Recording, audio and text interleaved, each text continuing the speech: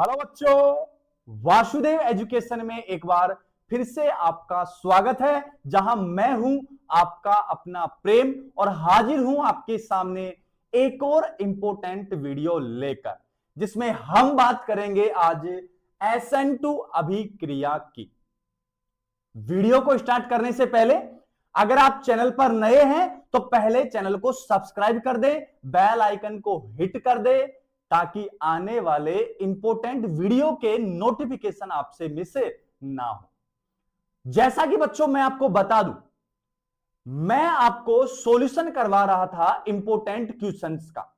जो बच्चे नए हैं वो पहले जाकर इंपॉर्टेंट क्वेश्चंस और पिछले 3 वीडियो देखें जहां पर मैं सॉल्यूशन करवा चुका हूं। आज मैं सॉल्यूशन करवाऊंगा SN2 अभिक्रिया का कि SN2 अभिक्रिया होती क्या है, इसकी मैकेनिज्म क्या है, इसके गोल्डन पॉइंट्स क्या है। क्लियर बच्चों? तो आइए बच्चों SN2 अभिक्रिया को सीखते हैं। सबसे पहली बात ये एग्जाम्पल है कौन सी अभिक्रिया का? एलिफेटिक NSR का। सर ये एलिफेटिक NSR क्या? ये मैं लास्ट वीडियो में भी कह चुका हूं, अब भी कह देता हूं। एलिफेटिक का मतलब होता है अचक्रीय यौगिक। क्लियर है बात? न्यूक्लियोफिलिक सब्स्टिट्यूशन रिएक्शन, नाभिक स्नेही प्रतिस्थापन अभिक्रिया की बात चल रही है जो अचक्रीय यौगिकों में होगी, उसका ये एग्जाम्पल है। नेक्स्ट ये देते कौन है? देंगे ये एल्किल हैलाइड। एल्किल हैलाइडों की ये अभिलाक्षणिक अभिक्रियाएं होती हैं RX की। और एक बात आप खुद सोचो, मैंने RX लिखा है, RX चक्रीय है कि अचक्रीय है? अचक्रीय है, तो कैसा हो गया? एलिफेटिक। आने वाला नाभिक स्नेही है तो बाहर जाने वाला भी नाभिक स्नेही है, तो नाभिक स्नेही प्रतिस्थापन हो गया। अब बात करें सर N क्या है? न्यूक्लियोफिलिक रिप्रेजेंट करता है। S क्या है? सब्स्टिट्यूशन है, रिएक्शन होगी, तो NSR। यहां 2 है, इस 2 की मैं बात करूं तो ये 2 दर्शाता है बेटा अणु संख्यता को। यहां अणु संख्यता का मान 2 होता है और साथ की साथ कोटि का मान भी कितना होता है? 2 होता है। ये 4 पॉइंट्स आपको पहले याद रखने हैं।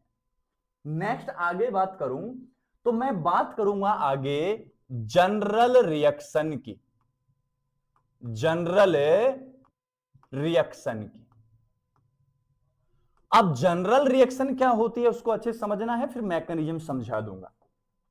देखिए तो यहां रखा है मैंने CH3X, मैथाइल हैलाइड है तो लिख दूंगा ये मैंने लिखा है मैथिल हैलाइड है।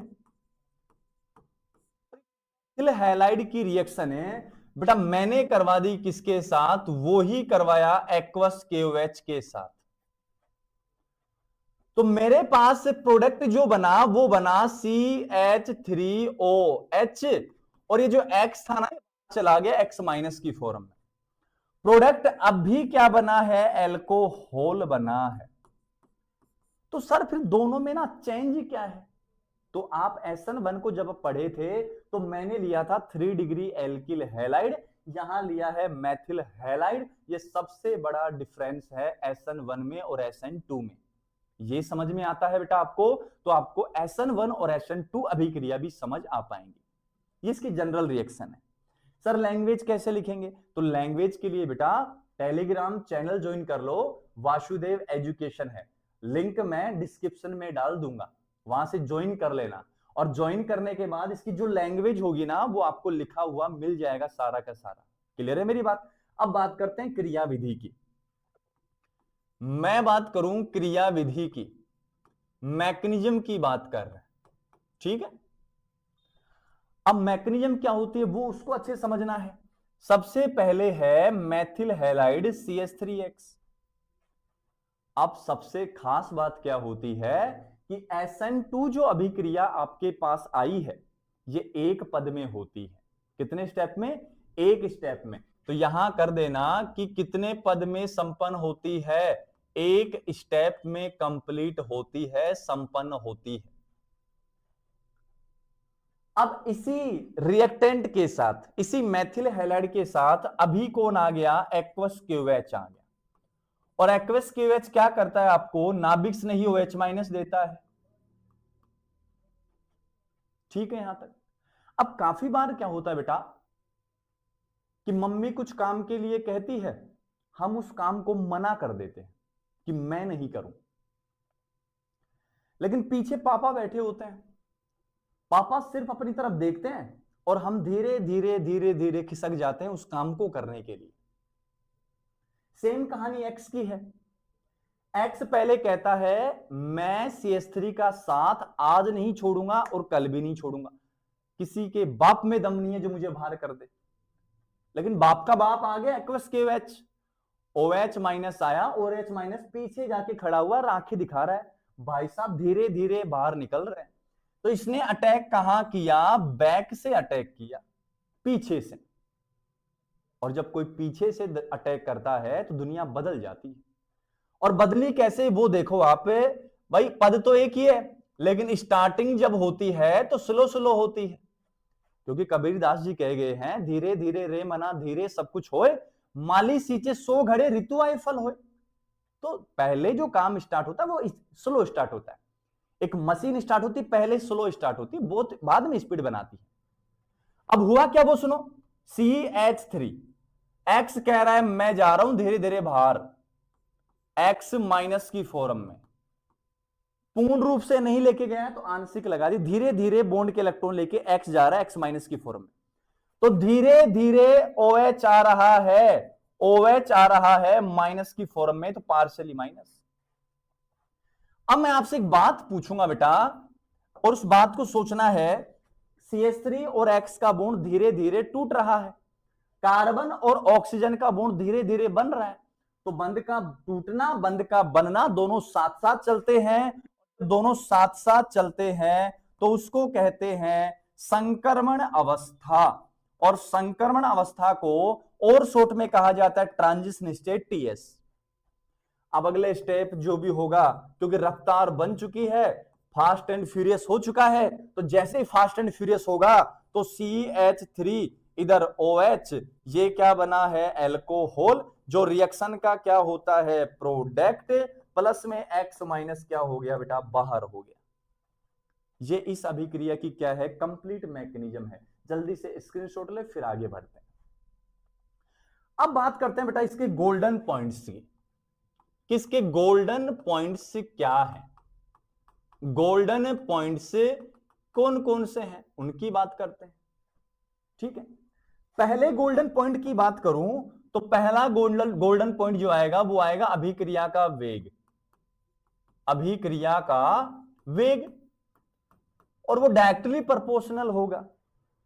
अब वो डायरेक्टली प्रोपोर्शनल किसके होगा वो सुनो, मैंने कहा था कि अभिक्रिया का जो वेग होता है, अभिक्रिया का वेग होता है वो स्लो आरडीएस पे डिपेंड करता है।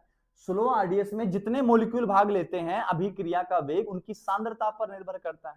तो यहां 2 मोल भाग ले रहे हैं तो होगा कुछ इस प्रकार कि अभिक्रिया का एक तो एल्किल हैलाइड या मेथिल हैलाइड की सांद्रता पर निर्भर करेगा, एल्किल हैलाइड की सांद्रता पर निर्भर करेगा, जिसके मोलों की संख्या कितनी है एक।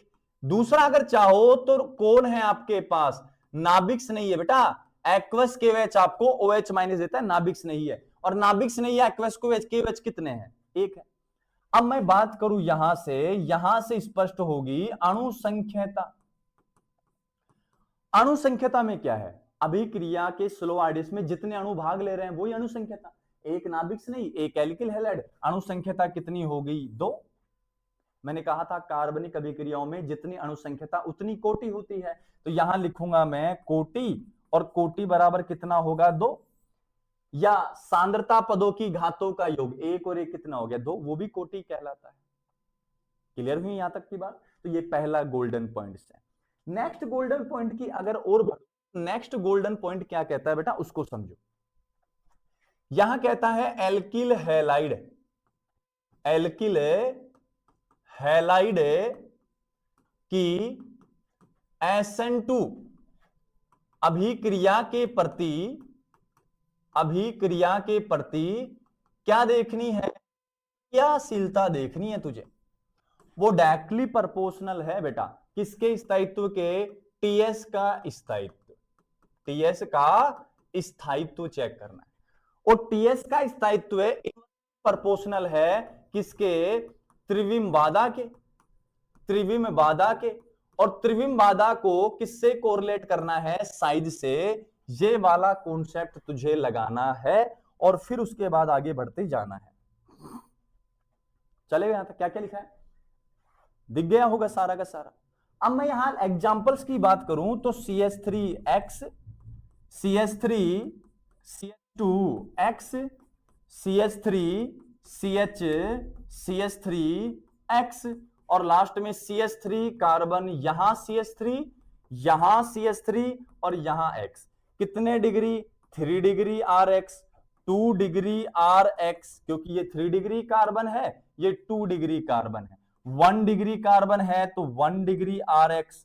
और ये कौन सा है अपना, मैथिल हैलाइड है, मैथिल हैलाइड है बेटा, ठीक है। अब सबसे पहले साइज देख, इनमें सबसे बड़ा साइज किसका, 3 डिग्री एल्किल हैलाइड का। साइज बढ़ने से त्रिविम बाधा बढ़ी, तो सबसे ज्यादा त्रिविम बाधा भी 3 डिग्री एल्किल हैलाइड में। त्रिविम बाधा बढ़ने से टीएस का स्थायित्व कम हुआ, टीएस का स्थायित्व कम हुआ तो एल्किल हैलाइड की क्रियाशीलता भी कम हो गई। तो मैं एक बात कहूंगा, मैथिल हैलाइड आकार छोटा, त्रिविम बाधा कम, टीएस का स्थायित्व ज्यादा, क्रियाशीलता ज्यादा। उल्टा कर रहा हूं, 3 डिग्री एल्किल हैलाइड साइज बड़ा, त्रिविम बाधा ज्यादा, टीएस का स्थायित्व कम, एल्किल हैलाइड की क्रियाशीलता भी कम। तो यहां सबसे अधिक क्रियाशील कौन होगा, ये, फिर ये और फिर ये। तो लिख सकते हो अतः एल्किल हैलाइड की SN2 अभिक्रिया के प्रति क्रियाशीलता का क्रम सबसे ज्यादा मैथिल हैलाइड, फिर 1 डिग्री, फिर 2 डिग्री और सबसे कम 3 डिग्री एल्किल हैलाइड। आगे तीसरे गोल्डन पॉइंट्स की ओर अगर मैं बढ़ूं तो मैं लिखूंगा क्या, ध्रुवीय तो है बेटा, ध्रुवीय तो अब भी है, लेकिन अब की बार अप्रोटिक विलायक है, अप्रोटिक विलायक है, मतलब ये H+ दान नहीं करेंगे। ध्रुवीय है लेकिन H+ दान नहीं करेंगे, ध्रुवीय अप्रोटिक सोलवेंट कहलाते हैं। पहला एग्जांपल है CH3, C double bond O CH3, ये होता है एसीटोन, याद रखना है, ठीक है। एसीटोन में ध्रुवीय कैसे है, यहां से यहां, यहां माइनस, यहां प्लस, क्योंकि ऑक्सीजन की ईएन ज्यादा है। ध्रुवीय तो है, प्रोटॉन दान नहीं कर रहा है, अप्रोटिक विलायक है एसीटोन। नेक्स्ट अगर लिखूं तो CH3, S double bond O CH3, इसका नाम होता है डाई मैथिल सल्फोक्साइड, फोक्साइड नाम होता है। शॉर्ट में कहते हैं बेटा, डाई का D, मैथिल का M, सल्फो का S, ऑक्साइड का O, क्या कहते हैं इसको, DMSO। यहां ये बॉन्ड पोलर होता है, ये लीजिए माइनस और प्लस। नेक्स्ट आपके पास HC double bond O N CH3 CH3, dimethyl है, डाई मैथिल है बेटा, और ये एमाइड था तो नाम क्या बनेगा इसका, फॉर्मेमाइड नाम बनेगा। शॉर्ट में कहते हैं इसको DMF, डाई मैथिल फॉर्मेमाइड। ये तीनों के तीनों ध्रुवीय हैं, चेक कर लो, चाहे प्लस आ जाएगा और माइनस आ जाएगा। तीनों के तीनों ध्रुवीय अप्रोटिक विलायक हैं, और ध्रुवीय अप्रोटिक विलायकों की उपस्थिति में SN2 अभिक्रिया में जो TS बनती है उसका स्टेबिलिटी फैक्टर इंक्रीज होता है, और तो जिससे इंक्रीज होगा तो रेट ऑफ रिएक्शन बढ़ेगी, रेट ऑफ रिएक्शन बढ़ेगी तो क्रियाशीलता भी बढ़ेगी, वेग बढ़ेगा। तो ध्रुवीय अप्रोटिक विलायक जो होते हैं SN2 अभिक्रिया के वेग को बढ़ा देते हैं। ये कंप्लीट एनालिसिस था SN2 अभिक्रिया का। मिलते हैं नेक्स्ट वीडियो में एक और इंपॉर्टेंट क्वेश्चंस के सॉल्यूशन को लेकर, लेकिन जाने से पहले आप चैनल को सब्सक्राइब करके जरूर जाना, क्योंकि आप आते हो, वीडियो देखते हो, चैनल को सब्सक्राइब नहीं करते हो। अरे सर को थोड़ा सपोर्ट कर दोगे तो आपका क्या जाएगा, आपका एक सब्सक्राइब हमें ऊंचाइयों तक पहुंचा सकता है। इस बात को आप क्यों नहीं समझ पा रहे हैं, आपका एक लाइक हमें पता नहीं कहां से कहां पहुंचा सकता है, ये बात आप समझिए, विचारिए और मनन कीजिए। मिलते हैं नेक्स्ट वीडियो में।